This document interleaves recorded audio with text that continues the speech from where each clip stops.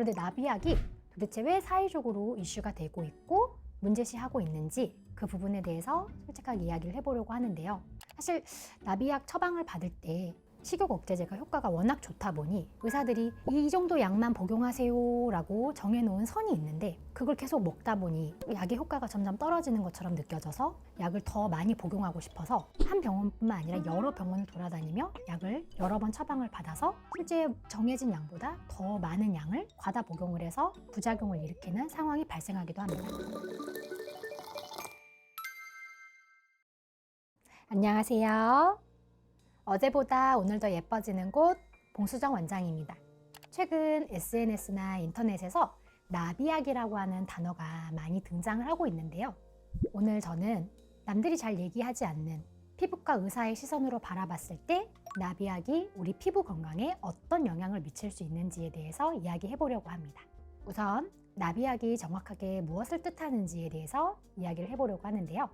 나비약은 식욕 억제를 도와주는 향정신성 약물들을 통칭하는 말로 사용되고 있습니다. 그 모양이 나비 모양처럼 생겼다고 해서 나비약으로 불리고 있습니다. 그런데 나비약이 도대체 왜 사회적으로 이슈가 되고 있고 문제시하고 있는지 그 부분에 대해서 솔직하게 이야기를 해보려고 하는데요. 사실 나비약 처방을 받을 때 의료진과의 충분한 상담을 통해서 정말 의학적으로 나에게 필요한 약물이라고 판단이 되어 처방을 받고 안전하게 모니터링하면서 약을 처방받아 복용을 하면 사실 그렇게 크게 문제가 되지 않을 문제일 텐데 이것을 처방을 받아서 다른 사람에게 판매를 하는 그런 불법적인 일을 저지르시는 분들이 있기 때문에 그게 일단 또 첫 번째 크게 문제가 되고 있고요. 식욕 억제제가 효과가 워낙 좋다 보니 의사들이 이 정도 약만 복용하세요 라고 정해놓은 선이 있는데 그걸 계속 먹다 보니 약의 효과가 점점 떨어지는 것처럼 느껴져서 약을 더 많이 복용하고 싶어서 한 병원뿐만 아니라 여러 병원을 돌아다니며 약을 여러 번 처방을 받아서 실제 정해진 양보다 더 많은 양을 과다 복용을 해서 부작용을 일으키는 상황이 발생하기도 합니다. 이 약물은 뇌의 식욕 중추에 작용을 해서 배고픔을 덜 느끼게 하고 포만감을 빨리 느끼게 함으로써 먹는 양을 줄여서 살이 빠지게 하는 그런 효과를 나타냅니다. 근데 나비약이 지방에만 선택적으로 작용하는 것이 아니라 모든 음식의 섭취를 줄이기 때문에 결국에는 필수 아미노산이나 필수 미네랄 등의 섭취가 줄어들면서 근육도 빠지고 수분도 줄어들고 우리 피부도 얇아지는 건강상의 문제들이 발생하게 됩니다. 체중계 숫자는 줄어들지만 몸의 구성은 더 나빠질 수밖에 없습니다. 피부과 의사로서 가장 크게 문제라고 생각되는 부분 중에 하나가 바로 피부 문제인데요. 체중이 급격하게 줄어들면 피부도 급격하게 나빠질 수밖에 없습니다.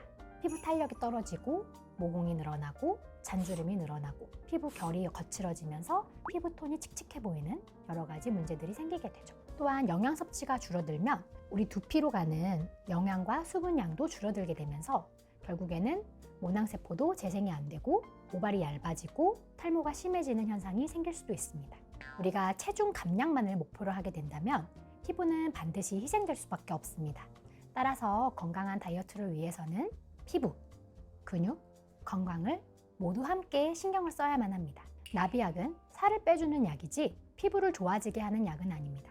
무조건적으로 체중을 줄이는 다이어트보다는 오래 유지할 수 있고 피부와 몸을 건강하게 할 수 있는 다이어트가 더 중요하다고 생각합니다.